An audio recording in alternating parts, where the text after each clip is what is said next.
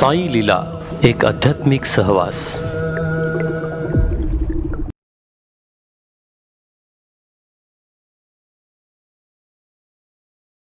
ओम साई नमो नमः.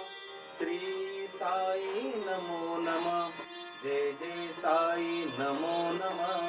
सद्गुरु साई नमो नमः.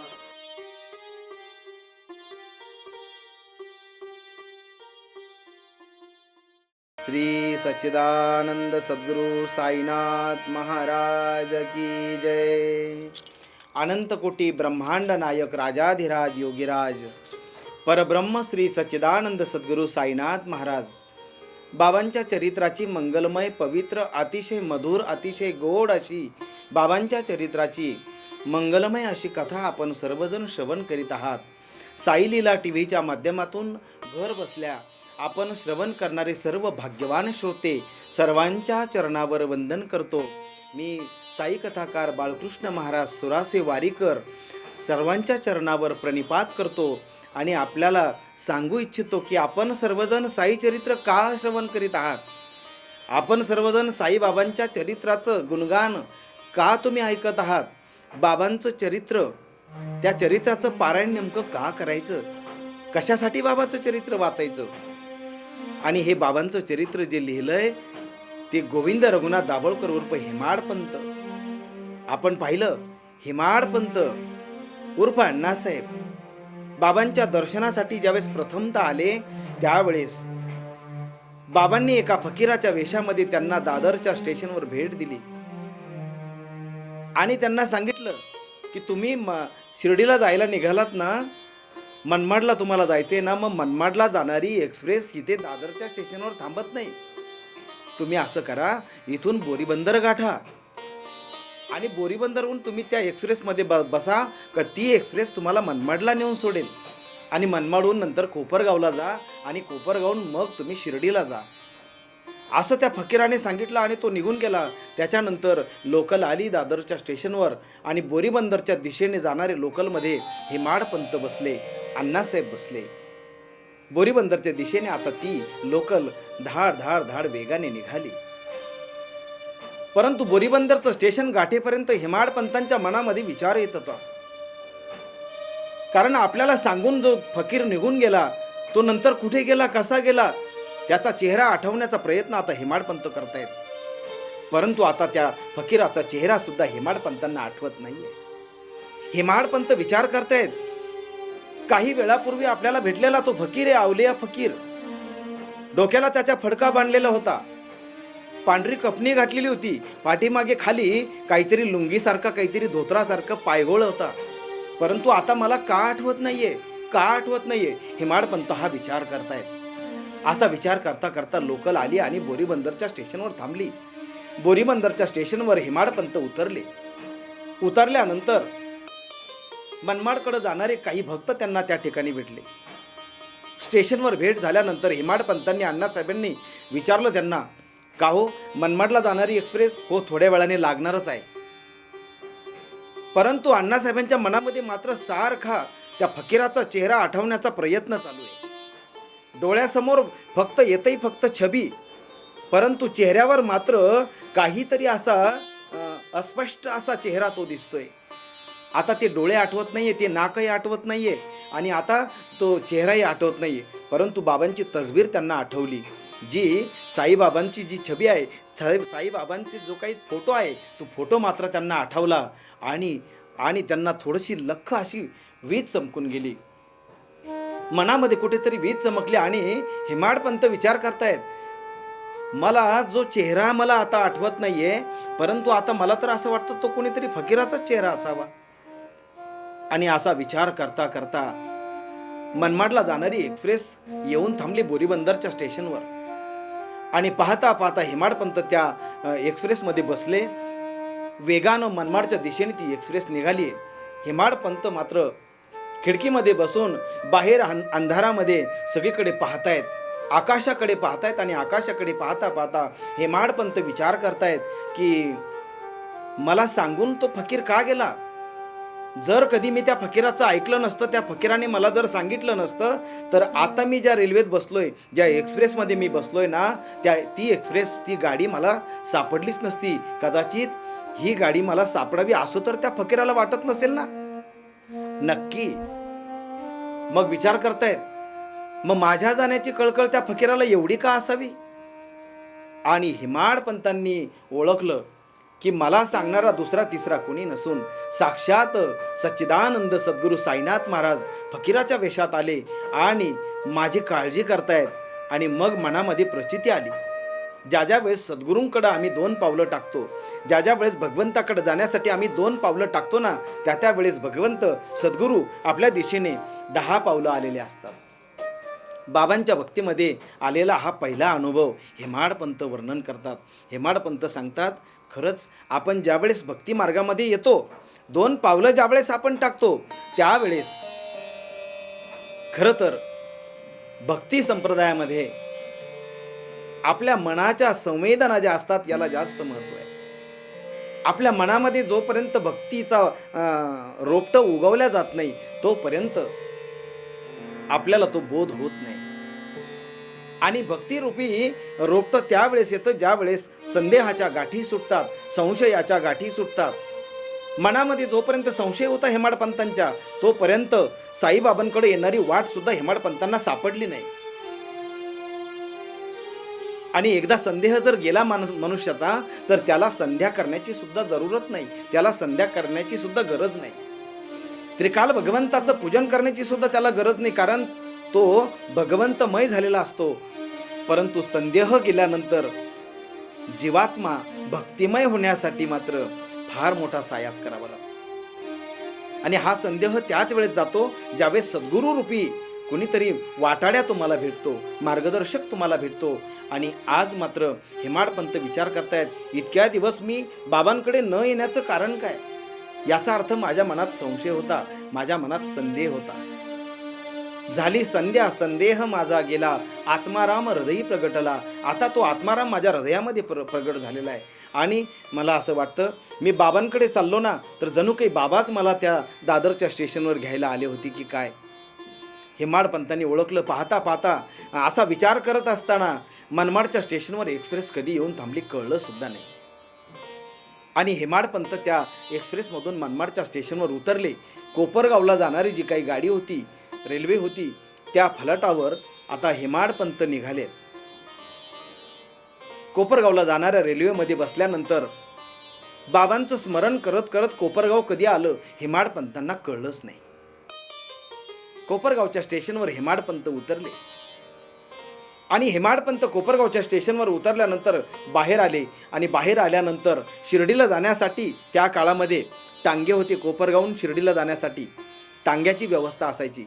अनेक टांगेवाले या निमित्तानं पोट भरायचे. शिर्डीला जाण्यासाठी टांग्याची व्यवस्था होती. कारण बाबांची कीर्ती आता हळूहळू सर्व दूर पसरू लागली होती. बाबा म्हणजे असे वैद्य होते की बाबा दवाही देतात आणि दुवाही देतात. आणि बाबांची कीर्ती पसरल्यामुळे आता भक्तगणांची संख्या वाढू लागली. आणि म्हणून कोपरगावहून शिर्डीला येण्यासाठी टांग्यांची व्यवस्था त्या काळामध्ये भरपूर टांगेवाले तयार झाले. हेमाडपंत टांग्यात बसले आणि टांगेवाल्याबरोबर गप्पा मारत मारत हेमाडपंत कोपरगाव मार्गे शिर्डीला गेले. कोपरगावहून गौतमी गोदावरीचं पात्र आणि त्या पात्रातून तो टांगा निघालाय. पवित्र गौतमी गोदावरीचं दर्शन घेतलं हेमाडपंतांनी. आणि तसाच टांगा भरधाव वेगाने निघाला तो शिर्डीच्या दिशेने. शिर्डीला टांगा आला, टांग्यातून उतरले. शिर्डीमध्ये त्या रस्त्याच्या बाजूला काही मुलं खेळत होती. त्या मुलांना विचारतात हेमाडपंत, का रे मुलांनो, साईबाबा कुठे असतात? साईबाबा कुठे राहतात? त्या मुलांना प्रश्न विचारल्यानंतर त्या मुलांनी बोट दाखवलं आणि बोटाने दाखवलं द्वारकामाईवरचे ध्वज दाखवले. द्वारकामाई? हो, द्वारकामाई. बाबांचं शिर्डीतलं पहिलं वसतिस्थान. बाबांनी जिथे स्वतः राहायला सुरुवात केली ना, ती द्वारकामाई. सांगेल तुम्हाला चरित्रामध्ये मी पुढे ही द्वारकामाई नेमकी काय आहे. द्वारकामाई म्हणजे त्या काळातली पडकी मस्जिद. परंतु बाबांनी ती स्वच्छ केली होती आणि तिला नाव दिलं होतं बाबांनी द्वारकामाई. मुलांनी बोट दाखवलं आणि द्वारकामाईच्या दिशेला द्वारकामाईवर जे काही ध्वज फडकत होते ना, ते ध्वज दाखवले. आणि ते ध्वज पाहिल्यानंतर हेमाडपंत त्या ध्वजाच्या दिशेने निघाले. हेमाडपंत चालत असताना चालत चालत चालत द्वारकामाईच्या जवळ आले. आणि द्वारकामाईच्या जवळ आल्यानंतर जिकडे लेंडीबाग आहे, जिकडे गुरुस्थान आहे ना, त्याच्या जवळ आले ते. आणि जवळ आल्यानंतर त्यांनी विचारलं पुन्हा कुणातरी एका सद्ग्रस्ताला, का हो साईबाबा? त्यांनी सांगितलं, अहो ते काय लेंडीबागेकडनं गुरुस्थान जवळ ते बघा, ते बाबाच उभे आहेत. आणि भक्तगण येत होते, बाबांचं दर्शन घेत होते. हेमाडपंतांनी पाहिलं, तिथेच पायधुळीमध्ये बाबांचं दर्शन घेतलं. आणि बाबांचं दर्शन घेतल्यानंतर बाबांभोवती भक्तगणांची गर्दी झाली. आणि एवढ्या गर्दीमध्ये आपण कसं भेटावं, काय बोलावं, बोलण्याला संधीही नव्हती, वेळही नव्हती. परंतु पायधुळीतच तसंच दर्शन घेतलं हेमाडपंतांनी. दिव्य अशी ती मूर्ती पाहिली महाराज. आणि भगवान दत्तात्रयाची मूर्ती प्रगट झाल्यासारखा भाव झाला. हेमाडपंत पाहतायत. परंतु त्या गर्दीमध्ये मात्र बाबांपासून त्यांचं अंतर वाढत गेलं. एका जणाला विचारलं त्यांनी, मला इथे राहण्याची व्यवस्था होईल? त्या सद्ग्रस्ताने सांगितलं, तुम्ही काळजी करू नका. इथे साईबाबांचे अतिशय जवळचे असे एक भक्त आहेत, त्यांचं नाव आहे माधवराव देशपांडे. त्यांना तुम्ही जाऊन भेटा. माधवराव देशपांडे आणि हेमाडपंतांची भेट झाली. आणि त्या काळामध्ये भक्तांसाठी साठेवाडा बांधलेला होता. साठेवाडा, हो, खेरडा जिल्ह्याचे प्रांत राव बहादूर साठे, बाबांचे अतिशय निकटचे भक्त, त्यांनी भक्तांसाठी एक वाडा बांधला होता. त्याचं नाव साठेवाडा. त्या काळामध्ये भक्तांना राहण्याची व्यवस्था तिथे त्या वाड्यामध्ये केली जायची. त्याला साई चरित्रामध्ये बिराडी हा शब्द आलेला आहे बघा. तुम्ही बिराडी जा. माधवराव देशपांडेने सांगितलं, तुम्ही बिराडी जा, तिथे थांबा, हे सामान तुमची बॅग असेल ना तिथं ठेवा. बाबांचं दर्शन, हो, मी बाबांचं दर्शन लेंडीबागेतून येता बाबांचं दर्शन तिथेच पायधुळीमध्ये घेतलंय. मग आता तुम्ही आराम करा. संध्याकाळच्या धूप आरतीला ज्यावेळेस आपण जाऊ ना, त्यावेळेस बाबांचं दर्शन पुन्हा होईल. आणि गर्दी जर असली तर मग उद्या परत दर्शन होईल, काळजी करू नका. आणि असं बोलणं झाल्यानंतर बिराडी गेले. परंतु बिराडी गेल्यानंतर हात पाय धुतल्यानंतर थोडा आराम करावा असं वाटलं बरं का हेमाडपंतांना. परंतु बाबांची पाहिलेली ती दिव्य मूर्ती महाराज, बाबांची मूर्ती पाहिली. आणि बाबांची जी काही तस्बीर आहे, बाबांची जी काही छबी आहे, तो बाबांचा फोटो. आणि आज त्या फोटोतील छबी, आज मी प्रत्यक्ष ती मूर्ती माझ्या डोळ्यासमोर पाहतोय. सारखं ते आठवतायत. बाबांचं लेंडीबागेतील दर्शन ते आठवतायत. आणि हेमाडपंतांनी विचार केला. हेमाडपंत म्हणतायत की आता आराम करण्यापेक्षा पुन्हा जावं द्वारकामाईमध्ये आणि बघावंच ही द्वारकामाई नेमकं काय आहे. त्याच्यावरचे ध्वज पाहिले, पुन्हा मनामध्ये शंका येऊ लागली. कारण एक ध्वज होता हिरवा आणि एक ध्वज होता भगवा. पुन्हा शंका आली, इथेही ध्वज वेगवेगळे आहेत. कारण आम्ही धर्म हा रंगावून ठरवलाय. दुर्दैव आहे आपलं. आम्ही धर्मांना सुद्धा रंग दिले. त्या रंगावरून आम्ही ठरवतो हा कुठल्या धर्माचा, त्याच्या गणवेशाहून आम्ही ठरवतो हा कुठल्याच धर्माचा संत आहे. मुळात एक सांगू, संतांना कुठलाही गणवेश नाहीये. कारण संतांचा गणवेश पाहू नका, संतांचा गुणवेश पहा. संतांचा गणवेश नसतोच मुळात. आणि कुठल्याही संतांचा गणवेश हा ठरलेला नाहीये. गणवेशावरून कधी संत ठरतच नाही. शेगावचे गजानन महाराज यांचा कुठला गणवेश होता? स्वामी समर्थांचा कुठला गणवेश होता? साईबाबांचा सुद्धा गणवेश कुठे निश्चित होता? त्यांनी तर गणवेश नंतर बदलला. सुरुवातीला बाबा ज्या वेळेस पहिलवानकी करायची त्यावेळेस बाबांचा पोशाख काही वेगळा होता. याचा अर्थ पोशाखावरून संत ठरत नाही, गणवेशावरून संत ठरत नाही. संत ठरतात गुणवेशावरून. आणि काय नवले बघा. पुन्हा बाबांचं दर्शन घ्यावं वाटलं आणि हेमाडपंत गेले द्वारकामाईकडं. आणि द्वारकामाईकडे गेल्यानंतर हेमाडपंतांनी त्या ठिकाणी द्वारकामाईमध्ये जे पाहिलं ना, ते मात्र विलक्षण आहे.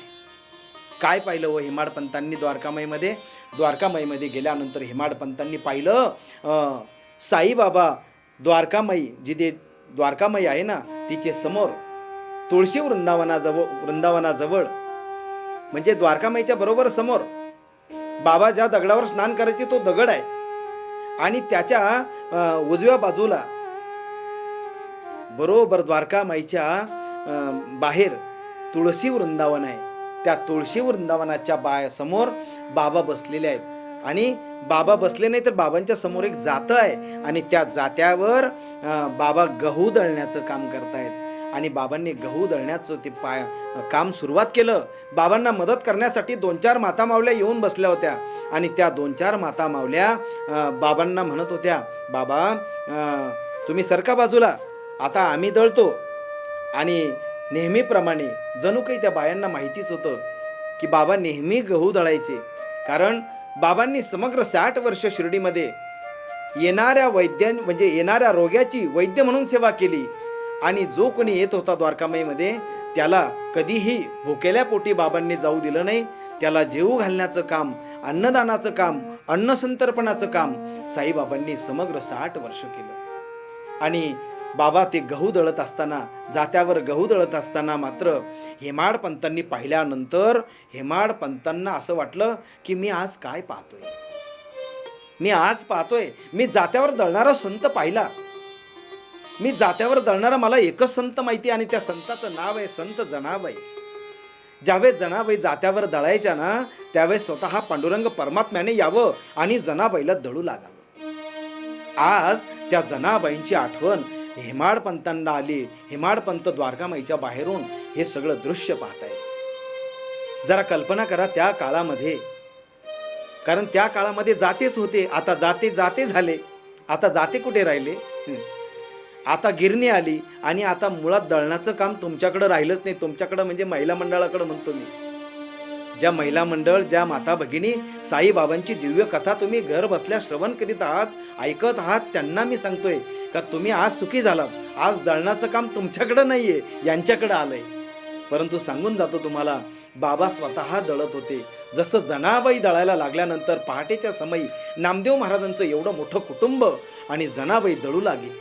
पहाटे जनाबाई जात्यावर तिने दळण सुरू करावं. पांडुरंग परमात्म्याने यावं आणि खुंट्याला हात लावावा आणि सांगावं जनाबाईला, अरे बाई, जात्याला फक्त हात लाव, आता तू काही करू नको. आणि मग देवाने जातं फिरवावं आणि जातं फिरवता जनाबाईंनी ओव्या गाव्यात आणि ओव्या गात असताना महाराज त्याला साथ कोणी करावी? स्वतः पांडुरंग परमात्म्याने त्याला साथ करावी. सुंदर माझे जाते ग फिरते बहुतेके, सुंदर माझे जाते ग फिरते बहुतेके, ओव्या गाऊ कौतुके तू ये रे बा विठ्ठला, ओव्या गाऊ कौतुके तू ये रे बा विठ्ठला, तू ये रे बा विठ्ठला, तू ये रे बा विठ्ठला, तू ये रे बा विठ्ठला, तू ये रे बा विठ्ठला, ये रे बा विठ्ठला, तू ये रे बा विठ्ठला. पाठीमागे देवाने सुद्धा गावं आणि जनाबाईंनी पुढे गावं. देवाने सुद्धा गावं महाराज, जनाबाईंनी म्हणावं महाराज, रखुमाबाई आमची माता, पिता आमचा पांडुरंग. देवाने सुद्धा गावं, रखुमाबाई आमची माता. आणि मग जनाबाईंनी तोंडाला हात लावा, देवा अरे काय बोलताय, रखुमाबाई आमची माता आहे, तुमची माता कशी काय होईल? देवाने हसावं, जणे खरं सांगू का, ज्यावेळेस मी दळायला लागतो ना तुझ्याबरोबर त्यावेळेस मी सुद्धा भाव विभोर होतो, मला सुद्धा काहीच आठवत नाही. सांगू तुम्हाला, भगवंत भक्ताचं काम करत असताना स्वतःचं मोठेपण केव्हाच विसरतो. नवे भगवंताचा स्वतःचं स्वरूप तो विसरून जातो. भक्तासाठी तो जगजेठी बैसोनी माळावर, पाखर उडवितो शारंगधर. महाराज भक्तासाठी तो काय करत नाही, उंच नीच काही नेणे भगवंत तिष्ठे, भाव भक्त देखोनिया, दासी पुत्र कन्या विदुराच्या बक्षी, दैत्या घरी रक्षी प्रल्हादासी, चर्म रंगू लागे रोहिदासा संगे. महाराज संत रोहिदासांना जो चांबडं रंगू लागला, नवे तर जनाबाईसाठी महाराज जो गौऱ्या थापू लागला, नव्हे तर श्रीखंड्या बनून शांती ब्रह्म संत एकनाथांच्या घरी थोडी थिडकी नाही तर 36 वर्ष ज्याने कावडीने पाणी ज्या घरी चक्र पाणी वाहे. महाराज काय सुंदर वर्णन आले. आणि हे वर्णन भगवान परमात्म्याचं वर्णन आहे. कारण भगवान परमात्मा भक्ताचं काम करण्यासाठी महाराज स्वतःच ते देव पण केव्हाच विसरतो आणि तो भक्ताचं काम करत असतो. आज माझे साईबाबा स्वतः जात्यावर दळतायत आणि हे सगळं दृश्य पाहतायत. आणि तिथेही गाणं चाललंय महाराज, तिथे सुद्धा गाणं चाललंय, तिथे सुद्धा दळणावरचं गीत चाललंय. काय गीत चाललंय महाराज? सुंदर माझे जाते ग फिरते बहुतेके, ओव्या गाऊ कौतुके, तू ये रे बा साई बाबा, तू ये रे बा साई बाबा, तू ये रे बा साई बाबा, तू ये रे बा साई बाबा, तू ये रे बा साई बाबा. विठ्ठलाला तुळसी गणपतीला दुर्वा, विठ्ठलाला तुळसी गणपतीला दुर्वा, महादेवाच्या पिंडीस पुढे बेल शोभे हिरवा, महादेवाच्या पिंडी पुढे बेल शोभे हिरवा. तू ये रे बा साई बाबा, तू ये रे बा साई बाबा, तू ये रे बा साई बाबा, तू ये रे बा साई बाबा, तू ये रे बा साई बाबा, तू ये रे बा साई बाबा. सद्गुरु साईनाथ महाराज की जय. बाबा जात्यावर दळतायत आणि जात्यावर दळत असताना त्या माता माऊल्यांना असं वाटलं, कारण माता माऊल्यांना नेहमीचा अनुभव होता, बाबा काय करतील आता, याच्यातील थोडंफार पीठ आम्हाला देतील. पाहता पाहता बाबांनी एक पोतं गव्हाचं दळून टाकलं आणि गव्हाचं एक पोतं दळल्यानंतर हेमाडपंतांनी पाहिलं आता बाबा नेमकं काय करतायत. बाबांनी 4 सेवेकऱ्यांना बोलवलं आणि सेवेकऱ्यांना बोलवल्यानंतर बाबांनी सांगितलं हे पीठ एका पोत्यामध्ये भरा. त्या पोत्यामध्ये ते पीठ भरायला सांगितलं आणि ते पीठ भरायला सांगितल्यानंतर या माता माऊल्या ज्या होत्या ना, अगोदरच ह्या पिठाच्या वाटी करायला लागल्या होत्या. त्यावेळेस मात्र बाबा त्यांच्यावर खवळले आणि बाबा म्हणतायत माझं पीठ तुम्ही घेऊ पाहता का. बाबांनी रुद्ररूप धारण केलं. बाबा चिडले आणि बाबा चिडल्यानंतर बाबांचं रूप पाहिल्यानंतर त्या माता माऊल्या घाबरून गेल्या आणि त्यांना वाटलं आता काही आपली बरी गत नाही.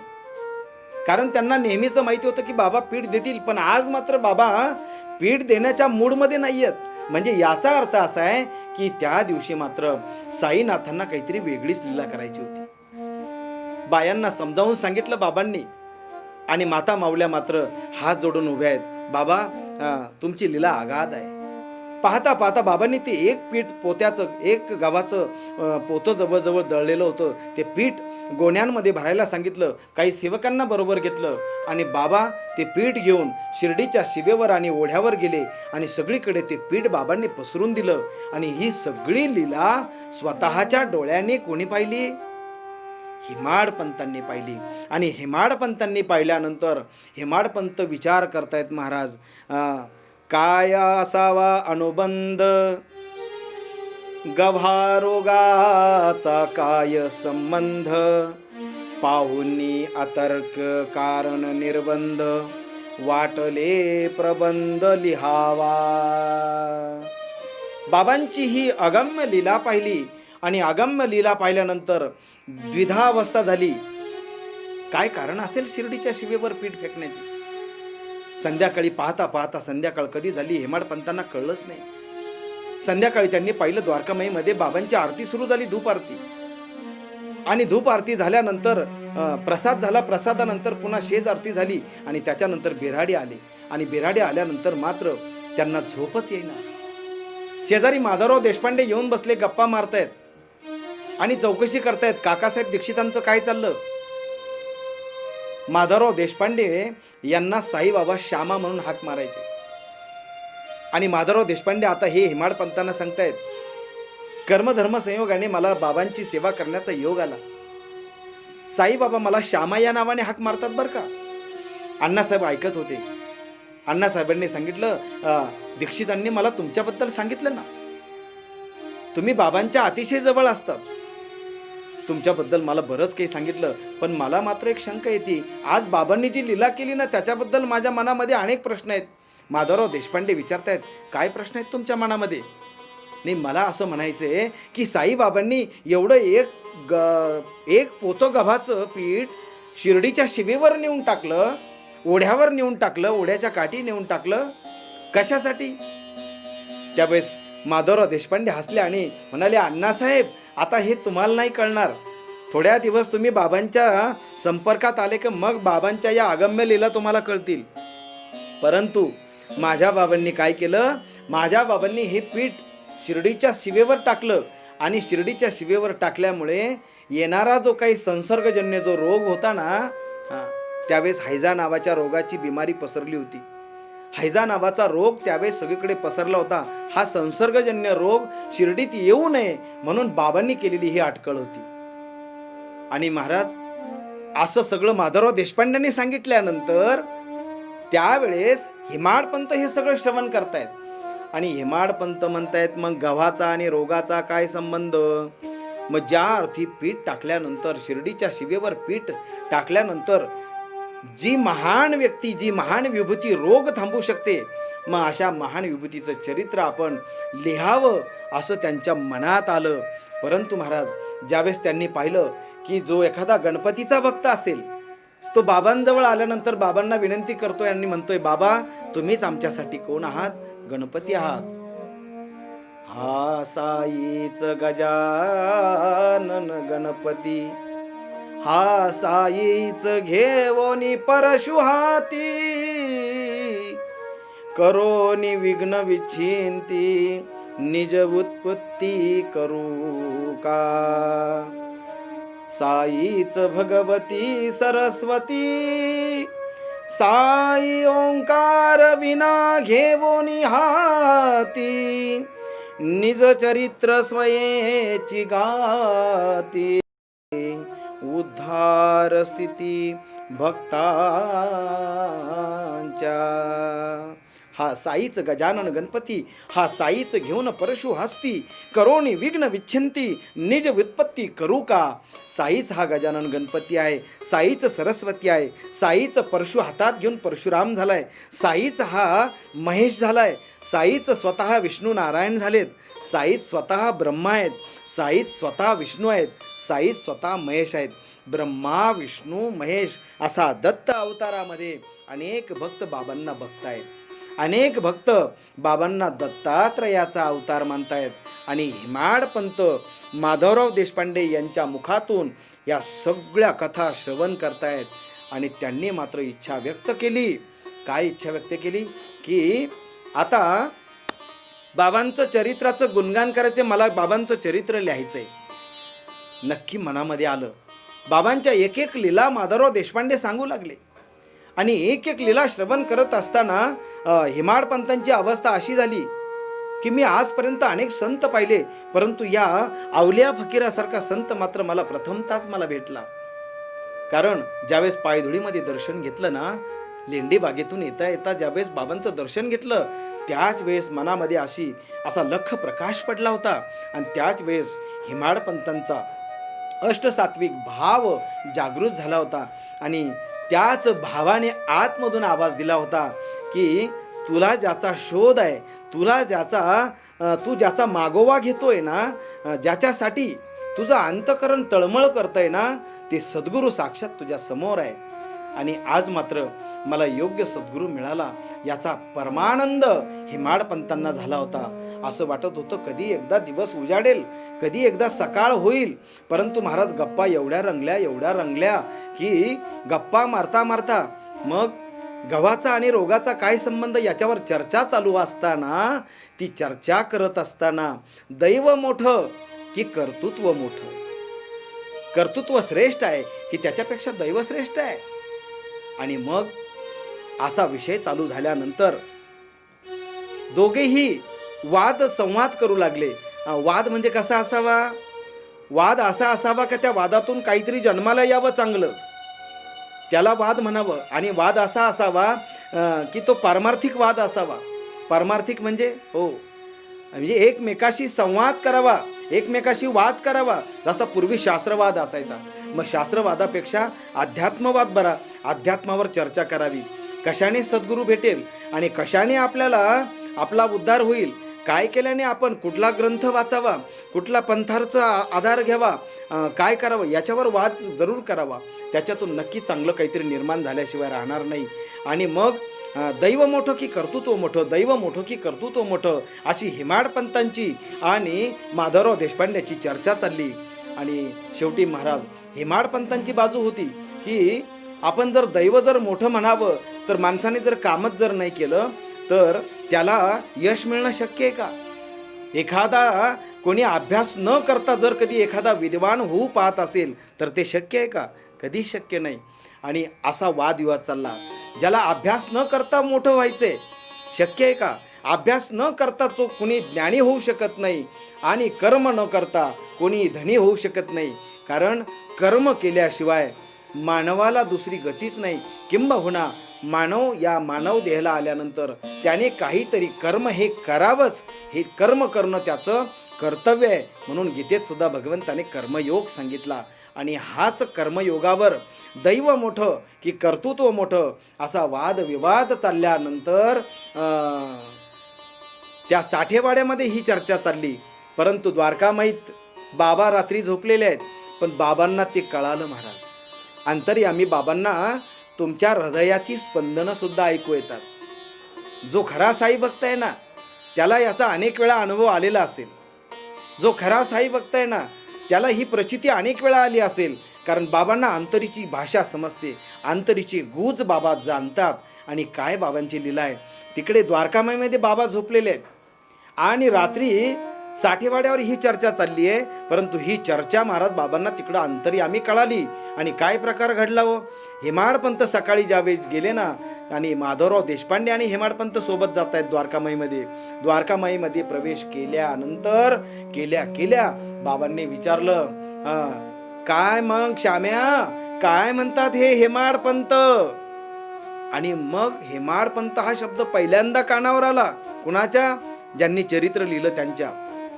माधवराव देशपांडे म्हणजे श्यामा. बाबा त्यांना श्यामा म्हणायचे.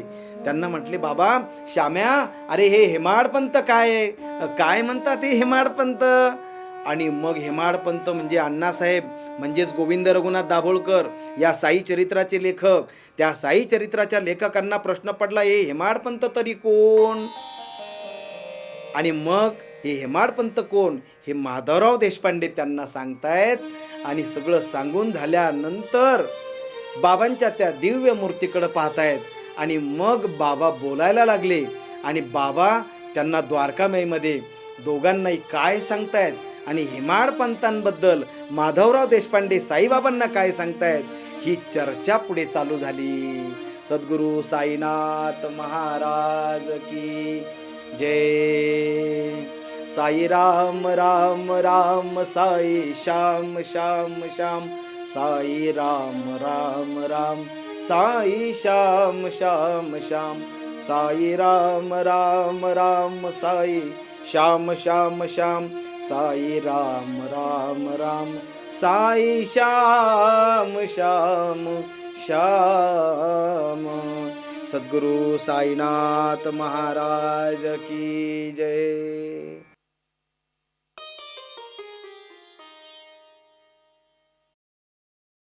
ओम साई नमो नमः.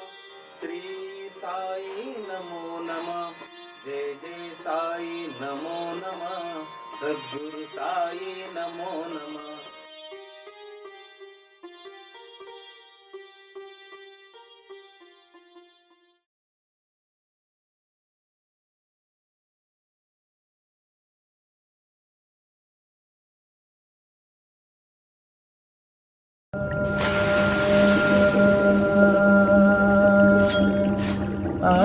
साई लीला एक आध्यात्मिक सहवास.